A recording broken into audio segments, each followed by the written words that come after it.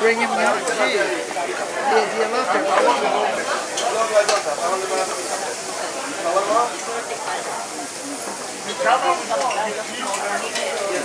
May I take a picture of you for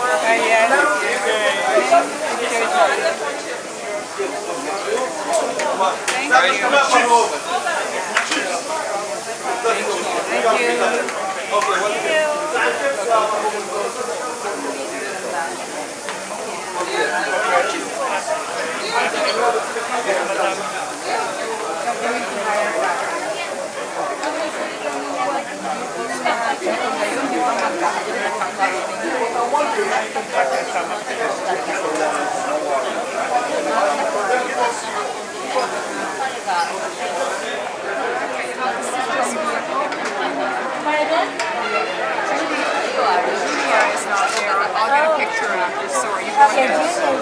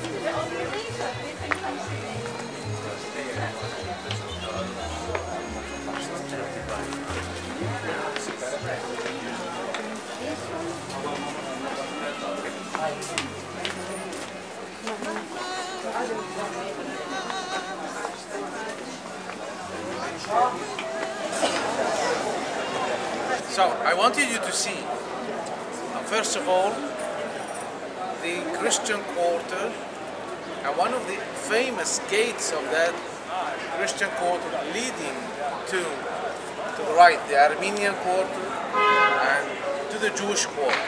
Once you get from here, turn to the right and you walk along the rampart, and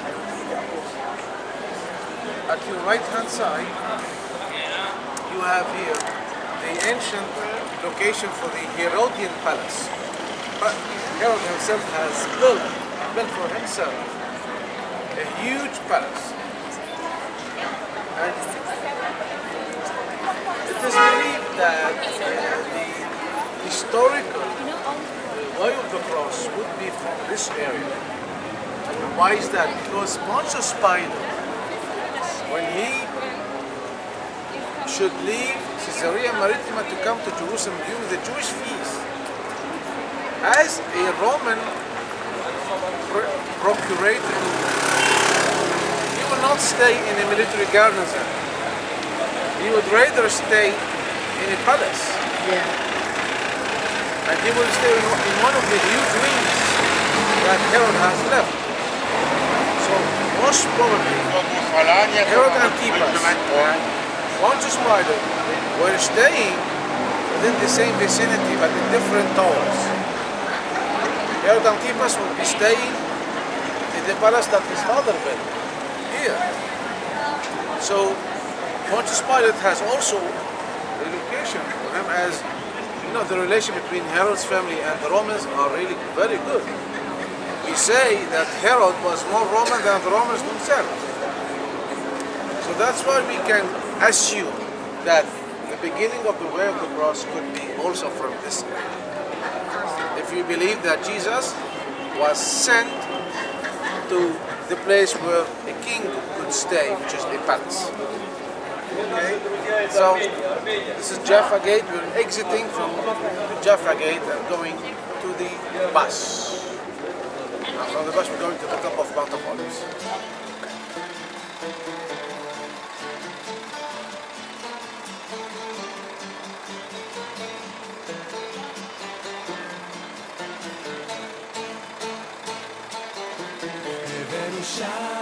This is a very interesting place because this is a place that has two names for one place. Queen Helen came to Jerusalem and built the Basilica of the Crucifixion of Jesus, and then she built also on top of Mount of Olives a basilica for the Ascension of Jesus, because we believe that Jesus ascended to heaven from the top of Mount of Olives. The basilica was almost entirely destroyed by the Persians in the 614. When the Crusaders conquered the land, they, as you know now, specialists of the history of Christianity, they tried to build churches wherever there has been a Byzantine church before. But the Crusaders were also monks, and they know very well the Bible, and they simply said, the Bible tells us that Jesus and the disciples stood at a certain place. This is the expression, a certain place, when coming from Bethany. And when coming from Bethany to Jerusalem, they stopped at a certain place. When someone asked Jesus, Master, if I would love to pray, what can I say? He told him how to say the Lord's Prayer. So for the Crusaders, this is the church that is commemorating the Lord's Prayer, and they will call it the Pater Noster. And because of the war, between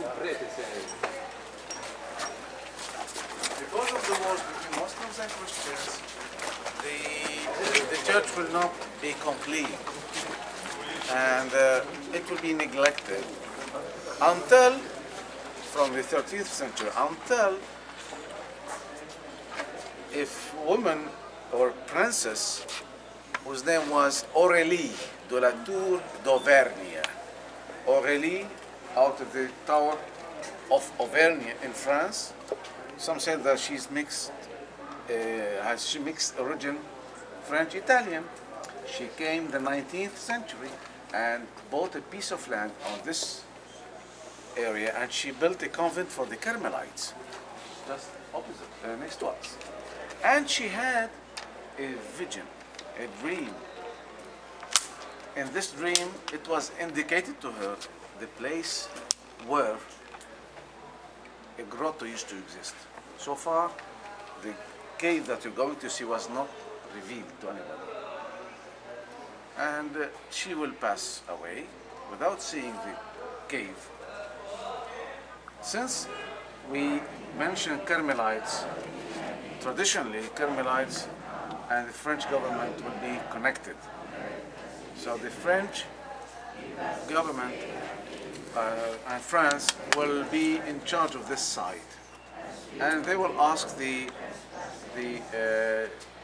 Dominicans from the École Biblique, Biblical School of Jerusalem, who are archaeologists, to excavate the area. And to the surprise of everybody, they have discovered beneath the beginning of the Crusader Church,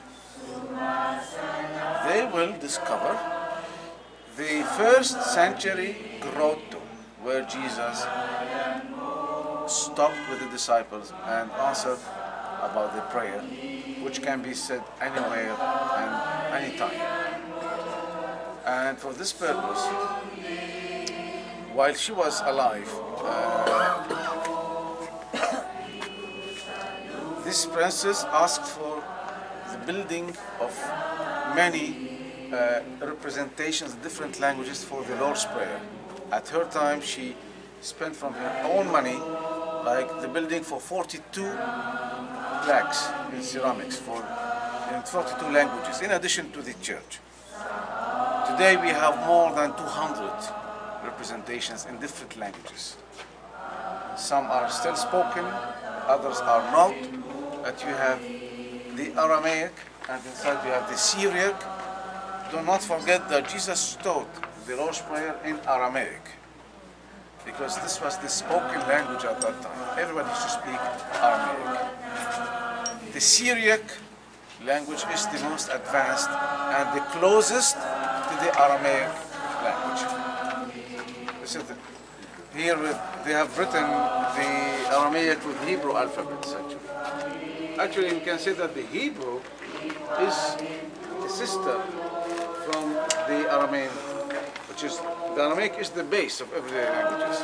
And the Arabic, the Syriac, the Hebrew descends from the Aramaic, which is the original, the ancient one. Of course, before the Aramaic, we have the Akkadian in Iraq and Babylon, but the Aramaic is really the mother language here. Everybody should speak Aramaic at that time.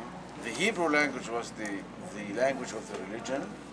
The Greek language was the language of the state. And, people used to speak and to talk in Aramaic. Today, we still have 3 villages in Syria where people, Christian and Muslims, do speak the same language of Jesus. One of them is Malula, that was attacked by the Islamic State but recovered by the alliance of Assad, by the Russian, by the army and so on. But Malula was the symbol of Christianity, because the inhabitants of this village still speaks that same language that Jesus used. By the way, Mel Gibson, in his film The Passion, he brought 2 actors from Malula, from Syria. This is what we were told, because their language was really authentic. Maybe he asked 2 actors to come from there, and they taught the others how to speak. So what I suggest is, once we are inside, to say the Lord's Prayer all together. This is how we do it. And then you can have a look on the different languages and the one that you wish to have at once. Our Lord Jesus Christ taught us. Our Father, who art in heaven, hallowed be thy name. Thy kingdom come, thy will be done, on earth as it is in heaven. Give us this day our daily bread, and forgive us our trespasses, as we forgive those who trespass against us. And lead us not into temptation, but deliver us from evil. Yitqada shishmoch, Ite melkuthach, Nehwe sibyonoch, Aykanat bashmayu, of Bar al Hablan. This is in Aramaic. Aykanat dafahnan, Shbat min hayuban, Lota ala nisyono, Ilo fasolan, Min bisho mitul, Iloch melkutho, Hayu tishbahto, والعالم عالمين آمين. Notre Père qui es aux cieux, que ton nom soit sanctifié, que ton règne vienne, que ta volonté soit faite sur la terre comme au ciel. Donne-nous aujourd'hui notre pain de ce jour. Pardonnez-nous nos offenses comme nous pardonnons à ceux qui nous ont offensés. Et ne nous laissez pas succomber à la tentation, mais délivre-nous du mal. Amen. Amen. സ്വർഗസ്ഥനായ ഞങ്ങളുടെ പിതാവേ, അങ്ങയുടെ നാമം പൂജിതമാകണമേ, അങ്ങയുടെ രാജ്യം വരണമേ, അങ്ങയുടെ തിരുമനസ്സ് സ്വർഗത്തിലെ പോലെ ഭൂമിയിലും ആകണമേ. അന്നു വേണ്ട ആഹാരം ഞങ്ങൾക്ക് ഇന്ന് തരണമേ. ഞങ്ങളോട് തെറ്റ് ചെയ്യുന്നവരോട് ഞങ്ങൾ ക്ഷമിച്ചിരിക്കുന്ന പോലെ ഞങ്ങളുടെ തെറ്റുകൾ ഞങ്ങളോട് ക്ഷമിക്കണമേ. ഞങ്ങളെ പ്രലോഭനത്തിൽ ഉൾപ്പെടുത്തരുത്, തിന്മയെ ഞങ്ങളെ രക്ഷിക്കണമേ. എന്തുകൊണ്ടെന്നാൽ രാജ്യവും ശക്തിയും മഹത്വവും എന്നേക്കുമിടാം.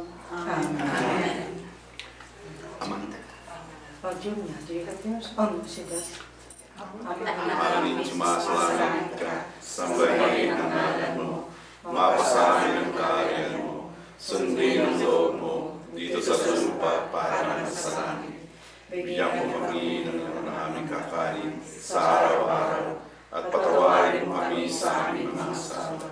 Para napagpapatawad namin sa nagkakasala sa amin, at huwag mo kami paintulog sa kaso, at iagyan kami sa dilang masama. Amen.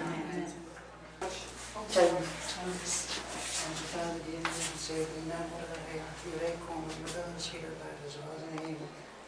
ons Heer in ons dagelijks brood en vergeef ons onze schuld, zoals ook wij anderen de schuld vergeven en leid ons niet in verkoring, maar laat ons naar de Amen.